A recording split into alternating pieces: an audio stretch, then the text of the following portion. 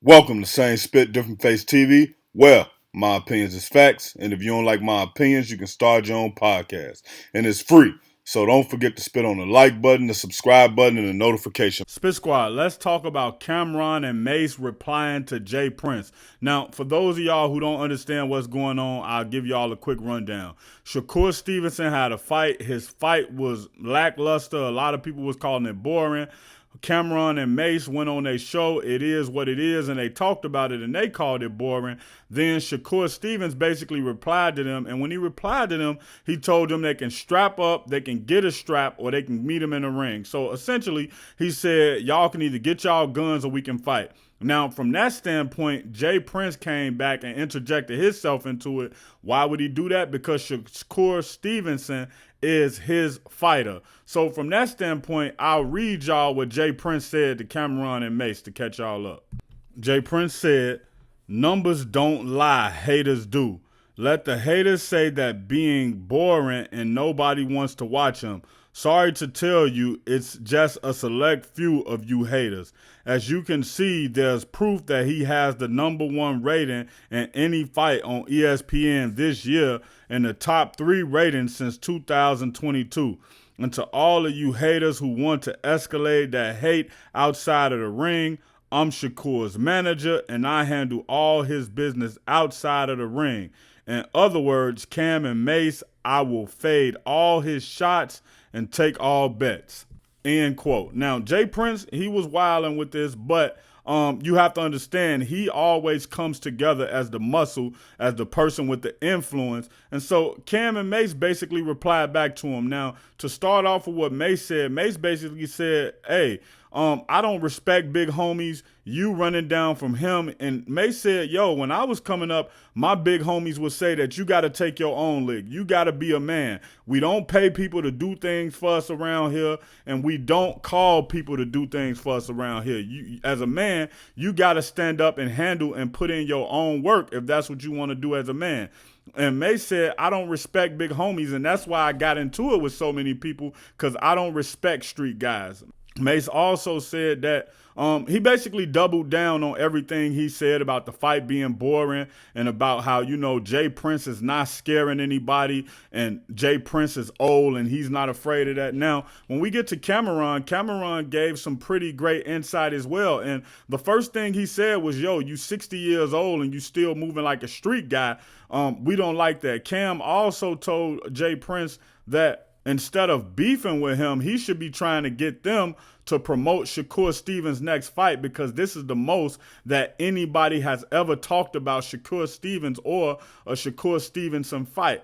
Camron also said that, you know, he don't respect Jay Prince. He said he lost respect for Jay Prince when he did the video where he had Youngboy keys to his car, and basically Youngboy disrespected him and told him SMD and all of that and everything, and you know, they just kind of fell back from Youngboy. And then Camron talked about the time that Jay Prince got into it with Whack 100, and Whack 100 said a bunch of disrespectful things to him, and Jay Prince didn't reply, or if he did reply, it wasn't as aggressive as he tried to be with a lot of other people. And then he pointed out something else that was, you know, something great to point out and kind of shift the narrative. He said, Camron said, every time Drake gets into it, Jay Prince jumps out there and say something.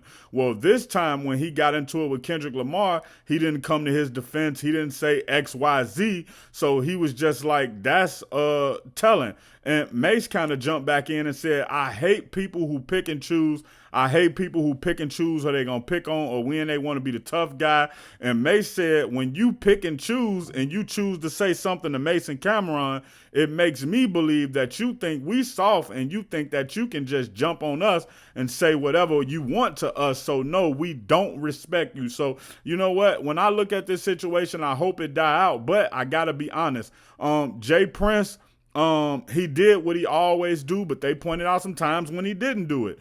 And this is his artist. And another important thing that either Mase or Camron said, you know, when your little homie's wrong, you supposed to be the big homie. You supposed to jump out there and tell him, hey, what you said was kind of crazy.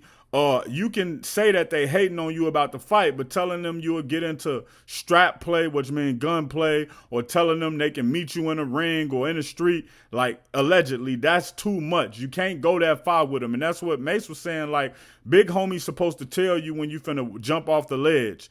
And, I can agree, man. I've had moments in my life where I was finna walk off a ledge, and some of the older guys around me would tell me, nah, bro, that ain't what you supposed to do. Nah, just leave that alone. That ain't gonna get you nowhere. That's gonna get you in the world, that type of stuff. You know what I'm saying? So that's what Jay Prince should be telling Shakur Stevenson. Like, you a boxer, box, leave all of that street talk alone. And I mean, and I know we all street, or we all come from the street, or we all have a street background. And when I say we all, I mean when we talking about like Cam, Mase, Shakur Stevens, Jay Prince. But it's also a time where you have to outgrow that street image and all of that street tactics and stuff like that, because it'll get you in a world of trouble. Because all you need to do is be the one to say something on the internet. Somebody out your crew go do something, or they bump into this person, they do something, one of these people die, and now you're being accused of calling a hit, or you're being accused of inciting this hit. And now, whether you beat the case or not, you in a world of trouble. You may be sitting in jail trying to beat this case, trying to get a bail, or maybe you beat this case, but now the street guys on their side is hunting for you because they feel like you the one who started it. Now you spending more money for security. You can't move around where you need to move around at. You got to relocate your family. You trying to put your family in buildings with security. And it just, beef is never good for anything, but especially when you a multi-million-dollar brand like Shakur Stevenson. And to those of y'all who will say, well, what about what Mase and Cam doing? Mase and Cam made a great point. They never spoke about anything outside of Shakur Stevens boxing. They never threatened him. They never said he was a goofy. They never said he was a lame. They never said anything of that realm about him. So for him to jump out with that, they have a right to feel how they feel and speak how they speak. But I do hope cooler and calmer heads prevail, and I hope that they get to the bottom of this. And I don't think they ever gonna come together, because Cam and Mase not backing down, and then Jay Prince is stubborn in his ways. But I do hope that they both can just agree, all right, we'll stay on our side, y'all stay on y'all's side, and it ain't no beef. But Mase and Cam made it clear that if any news come across their desk, whether it's boxing, football, basketball, tennis, whatever it may be, they're going to give their real opinions, and they not worried about what nobody trying to say about them, and nobody's going to intimidate them off of their opinion. Oh, look at that. I should probably get like 4 of these, bro. And the little Da Vinci, it's basic, but it's decent, though. Let's see what it is. 3? I'll probably get like 3 of these. Well, I'm probably finna just get my lady all of these right here. Christian Louis Vuitton. That one crazy right there. With Chanel number 5. What a Burberry store. Oh, there you go right there. Breaking news in the Young Thug case. Judge Uriel Granville has been recused from the Young Thug and the YSL trial, and I'll read to you guys the breakdown of it. Based on the forging, this court hereby orders as followed. Based on the foregoing, this court hereby orders as followed. 1. Defendant DeMonte Kendrick's motion to recuse Chief Judge Uriel Granville is granted. 2. Kyler motion to quash the show cause order and or to recuse Judge Granville is denied as moot. 3. Defendant Jeffrey Williams' motion to disqualify/recuse Judge Granville from all further dealing in the above referred case as amended and supplemented is granted. 4. The clerk of court shall reassign this case using the court's case assignment procedure. It is so ordered this 15th day of July 2024. The Honorable Rachel Cruz, Fulton County Superior Court, Atlanta Judicial Circuit. So what does this basically mean? Judge Granville basically got the boot. He got canned. He got kicked off the case. He's no longer the presiding judge over this case. He made some very he did some sorcery, man. He did some trickery. He pulled some effery, and now it came back to haunt him. And now he's kicked off the case. Now, what does this mean for Young Thug? At this point, I don't know. I did see that it's a lady that's going to be presiding over the case now. Hopefully, she comes into the case and she takes more tact and she's more tasteful in the way that she does things. Just looking off of her looks, she looks to be pretty fair. Now, I know looks can be deceiving, but it's a lot of times you can just look at people and say, oh, they slimy. Or you can look at people and say, they up to no good. Or you can look at people and say, they biased. And when we look at Judge Granville, we can kind of look at his track record inside of this case and basically say, man, he looks like he's kind of slimy. He looked like he's biased, especially when we look at the way that, a lot of times when the prosecutor objected to something, he allowed them to object to it. But when Brian Steele would object to something, he would let it keep going. And then he said in front of a jury that Brian Steele looked unprepared. So what I can see happening with this case is maybe Young Thug, they finish this case out.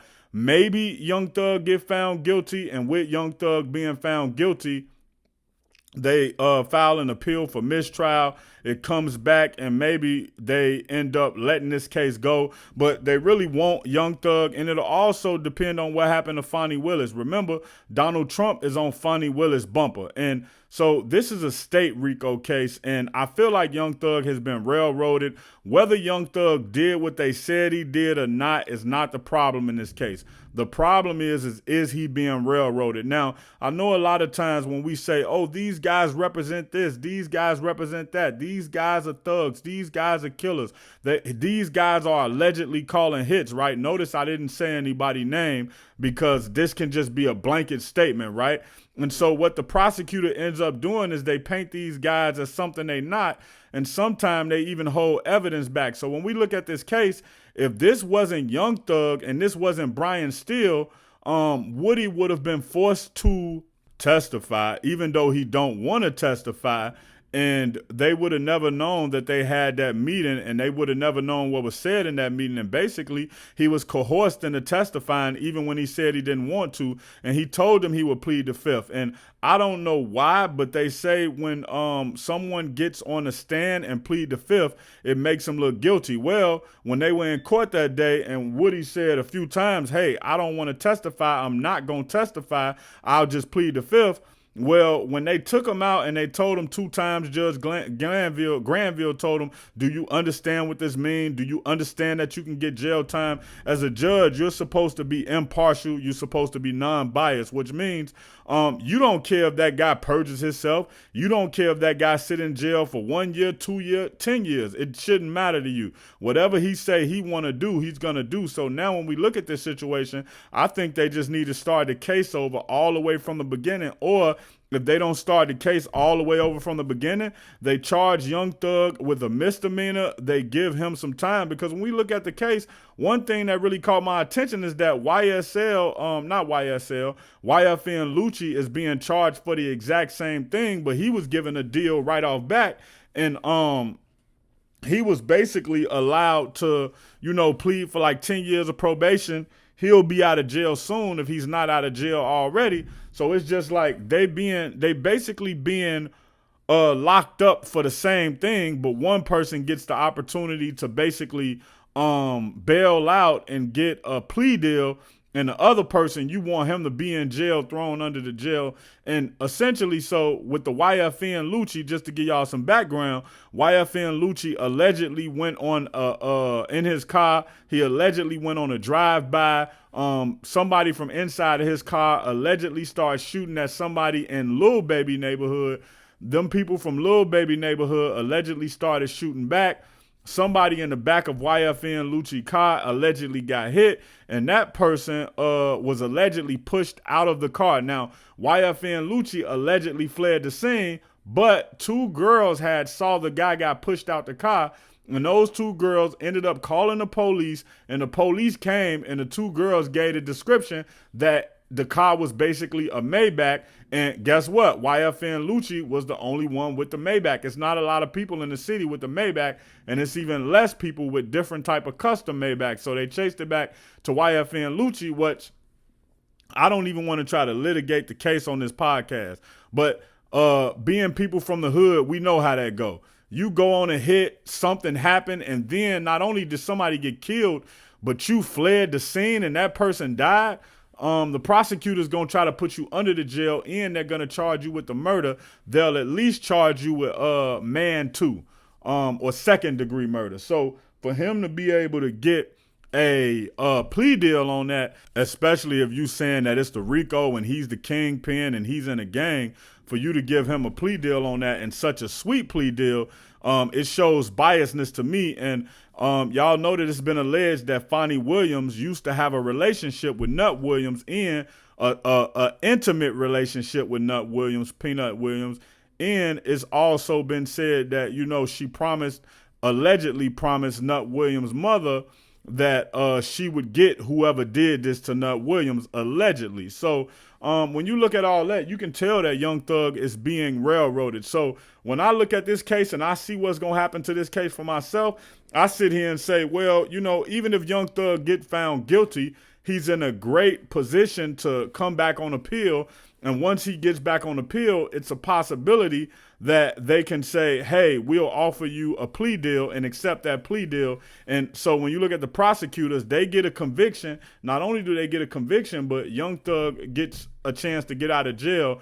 Now, the bad thing about this is that Young Thug has been made out to be this big bad criminal, this big bad wolf who blow down your house and all of this stuff, right? But he's just sitting in jail with like no hard concrete evidence. The only thing they basically going off of is YSL Woody said that Young Thug did it. But it's also being alleged that when YSL Woody was inside of the chambers with Judge Granville, he said that he's the one who killed Nut Thomas. So and then when you look at the transcripts that they printed out, they also saying that some of the conversation is not on the transcript. So the prosecutor has an uphill battle, and I think that this case would have went a lot better if Fonnie wouldn't have started to bother with Donald Trump. I think Donald Trump exposed her for being whatever y'all want to call her, whatever y'all see what she doing as, and now it's just in a realm where her back is against the wall. But I'm going to say it here, man. Free Young Thug. I don't know if he'll get out. I don't know if he did it or didn't do it. But one thing I always say, if he did it or if a person did it, I would prefer the police to get him the correct way. And if a person didn't do it, he just lost all of this time of his life with his kids and all of this, and being able to earn money and put out music and all of that stuff just for nothing, man. So free Young Thug. Boosie took to his social media to basically give Lil Reese people a heads up that Lil Reese had been arrested. Now, it looked like he got arrested in California.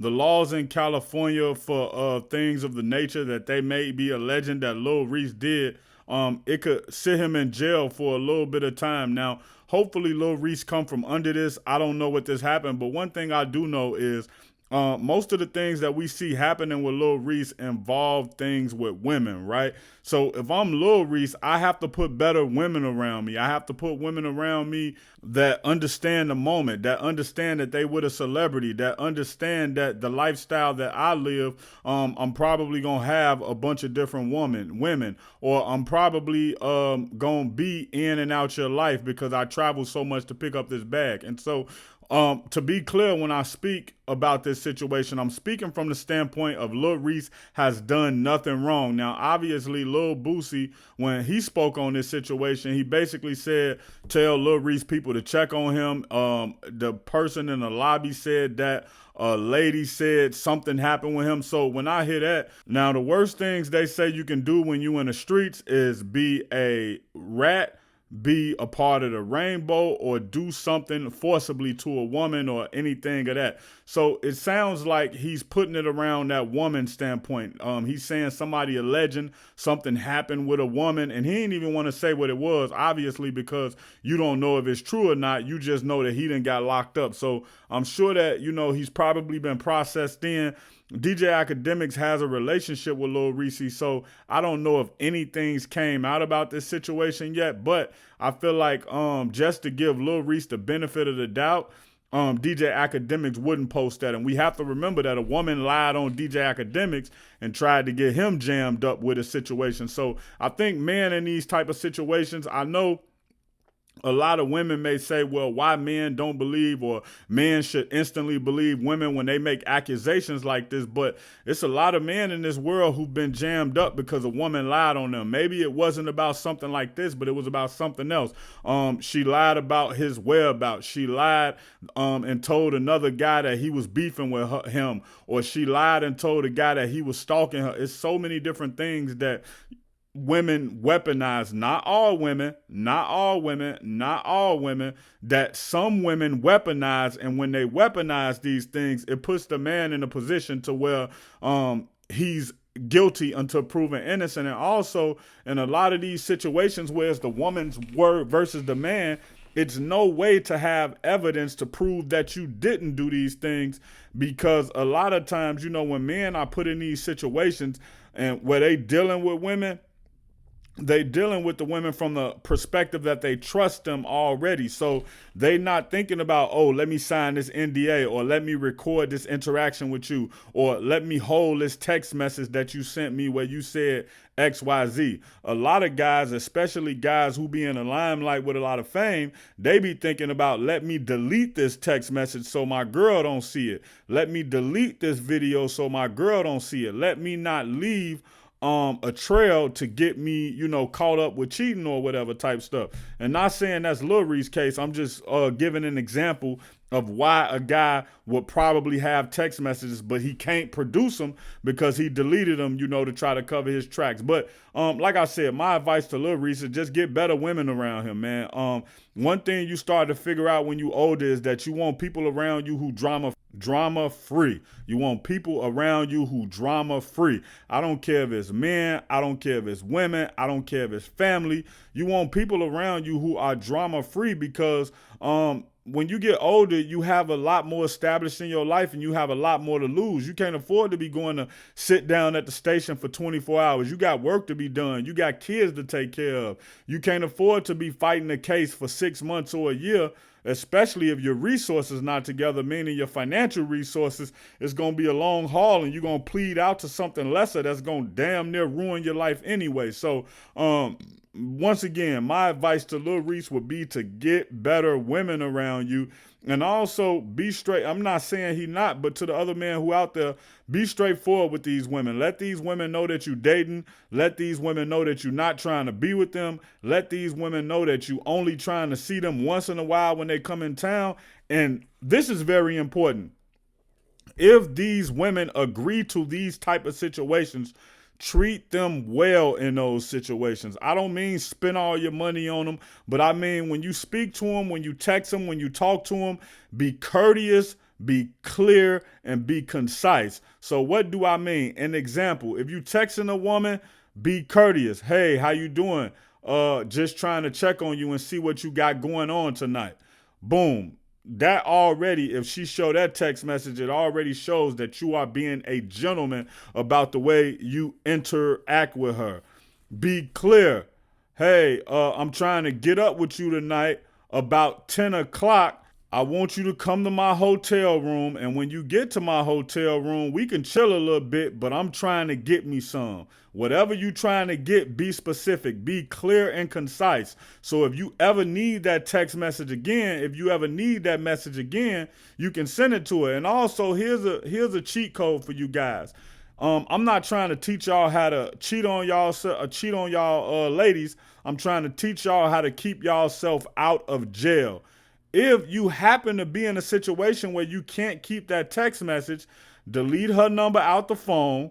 So her number is showing, because you can put anybody's name over any number. Delete her name out the phone, screenshot that text message and send it to one of your homies, or send it to your email, or send it to your manager, send it to somebody you trust, send it to your sister, your auntie. Put it somewhere where it can have safekeeping. And so if anything comes up later, you'll be able to say, no, this is what I text her. And you'll be able to get a police that text message. And then what the police will do, they'll subpoena her phone records and they'll be able to say, well, we can't see the context of her text message, but we can definitely see that she texts you at this moment and those text messages aren't in her phone anymore. And that can clear you up. So, like I said, I don't condone cheating. I would wish that all you guys would get you one lady, get you a fiance, get you a wife, and live your life like that. And if your wife is into some extracurricular activities or your girlfriend is into some extracurricular activities, have her go scout somebody. Maybe y'all go have fun with somebody on a vacation to somebody. Don't bring them into your home, but I'm not trying. I just hate when I see these situations where men get put in these situations, and mostly they're avoidable. I say mostly because a lot of the time some of these situations are unavoidable. You're just gonna have women who are vindictive, and women who feel like they didn't get the opportunity they wanted, or women who feel like they didn't get enough money out the situation. And I want everybody out there to listen to me. Notice I'm speaking from the perspective. I'm speaking from the perspective of someone who is innocent. I'm speaking from the perspective of someone who has done no wrong. I'm speaking of the perspective of somebody who has done nothing but been nice to a young lady.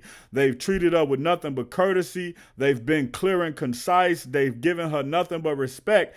And because for whatever reason, she decided to lie on them. So remember, when y'all hear me talk about this situation, I, Fairplay 2333, am speaking from the perspective of a woman lying on a man who has done no wrong to her. And the only thing I'm telling an innocent man to do is how to protect his name and his legacy. Because once you get one of these cases put on you, man, it's so hard to come from under them. California rapper Tan, the guy shot and killed. And so this is a very unfortunate situation. She basically was having a grand opening of her business. Someone came in there and shots rang out around 5 p.m. and she was murdered. She was killed on the spot. Now, a lot of people don't understand the sensitivity of this situation. So I'll break down to you exactly where this started from. Now, if y'all remember a while back, it was a woman, she was a rapper, and she was going on a promo run. And in that promo run, she was basically talking about how she killed her ex, how it was F him, how she killed him in self-defense. She didn't care about him. And the stuff around that was basically always that people never thought it was self-defense. People thought that she basically did that out of spite. Now, she was saying that it was an alleged abusive relationship. I don't know. I don't know if the guy ever went to jail for any abuse. I don't know if she ever reported any abuse. And obviously, just because the guy didn't go to jail or she didn't report it, don't mean that it wasn't abuse. It just means that I don't know and can't confirm that it was abuse. So I won't say he was abusive to her, but I'll say that she said allegedly he was. Now, self-defense or not, Tan the God situation is tricky because all the time we talk about women who are in abusive relationships and we want them to get out. And so we would say, hey, she got out of her abusive relationship by self-defense and means of allegedly killing this guy in self-defense. And I guess the police found it to be in self-defense because she was never arrested. But the streets and the family was thinking, hey, this wasn't self-defense. She did X, Y, Z. And even if it was in self-defense, I'll say that it is in bad taste to run around and say, hey, I did X, Y, Z to this person and he got what he deserved and F him, X, Y, all of that, right? So you can create enemies that you don't know. So in my personal opinion, she could have been running around doing everything that she was doing and not even paying attention to the fact of what she said and the things that had happened and the way it had went and, all of this situation. So it's very unfortunate, and I believe it's something that could have been avoided if she would have just laid low after killing him. And listen, to the people out there who say, yo, she got freed by the cops, it was self-defense, she did a good deed by protecting herself, that's fine and that's cool. But you have to remember, it's family left behind, it's kids left behind, it's maybe another girlfriend left behind, it's homies left behind who want that get back. So when you do stuff like that, you can tell your story and still be respectful, but also in being respectful, you got to move like you just caught a body. So you got to keep security with you. You got to keep people with you, even though you having a meet and greet. You done caught a body. You want to have that door locked. You want to have that door set up where one person is buzzed in at a time. And also, whenever you at the store, you want to be at the store with some type of security. You want to have security on the door. You want to have security wherever you go. And that's just what happened when you catch a body. Like, you can't just be moving around. And I know a lot of times that women think, well, I'm a woman, I did it out of self-defense. Everybody understand. Yeah, people may understand. But when you telling the story as if XYZ, people can see that a total different way. So I'll read y'all the article as well. A California rapper was shot dead while hosting a beauty salon grand opening, having repeatedly promoted her appearance online. Tan the Guy advertised her meet and greet at Glamour Beauty Supply in Oakland a few days before turning up Saturday, when she also shared a video of herself meeting fans inside the salon at the event. Tan the Guy died after being rushed to the hospital following the shooting on Saturday afternoon. She was then gunned down around 5 p.m. Saturday, leaving some of the fans who turned up to greet her racing to safety to neighboring stores. Now, one of the people there said, I heard some shooting. I thought it was part of their music. One worker at a restaurant across the street told the outlet. The guy, known locally for her rap music, was rushed to a local hospital where she was pronounced dead. A second person was also shot, but that unidentified victim is expected to recover. The motivation behind the shooting remains unknown, and the gunman is still at large. A nearby restaurant worker described the suspect as a male wearing a hooded sweatshirt. So y'all got to know what this is about, man. I know the local news, but if the local news did just a quick Google search, her story will come up. And so that's actually what I did. I did a Google search, and I was like, oh, Tan the God. I remember her going around doing interviews about this, and she actually did a mixtape called like X Wood Pack or something like that. Basically meaning she was smoking her ex. So, this is a very unfortunate situation, man. I wish that she could have came out of this situation better. And I also wish that she could have been given better counsel. Now, if I had to give my thought process and my perspective on what I think came from this, in the music, when it come to men, a lot of people look at it and say, well, men, they get into it with each other all the time. They kill they ops. They get on videos and Instagram and all of this, and they talk about it, and they able to monetize off of it. They get a bunch of followers. They blow up. They become XYZ. But I think one thing that a lot of people forget is that these people who talk about the body they caught and they talk about their ex and all of that stuff, they basically move around on that time. They have 20 and 40, 30, 10 people with them everywhere they go. They have guns on them. They hide their location. They don't post when they at places unless they inside venues with heavy security. And if it ain't going to be heavy security, it's going to be people with them who heavily armed, maybe even armed security. They going to have a gun on them to be able to protect themselves. And so I think when she look at this situation, she was trying to use it to kind of clout up and get some fame and also tell her story, which, yes, she's allowed to tell her story. But when we look back at the perspective of it, was it really worth it? And I would 100% bet that, her mom, her dad, her family, and even her would wish she never spoke on that in the light that she spoke on it. And I'm not saying that she shouldn't have spoke on her situation. I'm saying the way that she spoke on her situation could be viewed as her taunting the family of the relatives. And we got to look at this and keep it 100, right? We know it's a woman and we never want to see a woman killed, and that falls under like domestic violence, right?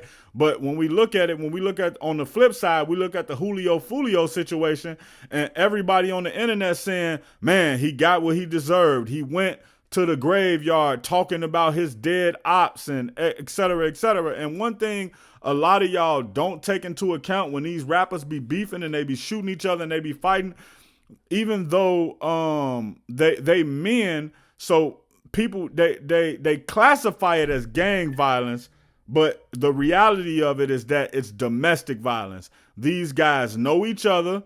These guys have a previous relationship. These guys are in close proximity. These guys even know each other, family, mothers, cousins, aunties, uncles, girlfriends, baby mamas, baby daddies. So when you look at this situation, these are all domestic situations. But when there's man on man violence, they don't put it in a perspective of domestic violence and say we need to address this domestic violence that's going on and this trauma and this hurt that's causing these guys to join these gangs and get into it with each other, et cetera, et cetera. They treat it as gang violence, whereas with Tan the God, they treat it as domestic violence because obviously she was in a relationship, but a relationship don't only have to be intimate. But I will say, rest in peace to Tan the God. And what I do hope is that a lot of people, especially the women, are able to learn from this story and learn from this situation. And the guys, I hope they're able to learn from the Julio Fulio situation. Julio Fulio,